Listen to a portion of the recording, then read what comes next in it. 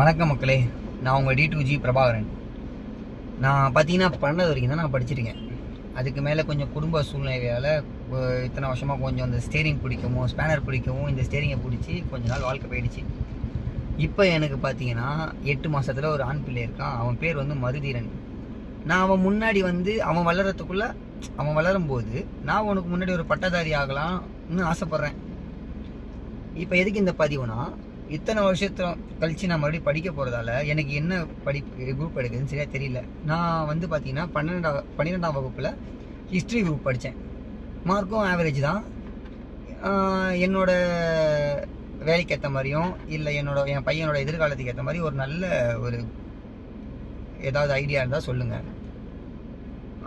நான் உங்கள் வீட்டு பையனாக நினச்சி நான் கேட்குறேன். என் அண்ணன், தம்பி, எக்ஸட்ரா நீங்கள் எப்படியானு நினச்சிக்கோங்க. என்ன ஒரு நல்ல இது தான் எனக்கு காட்டுங்க.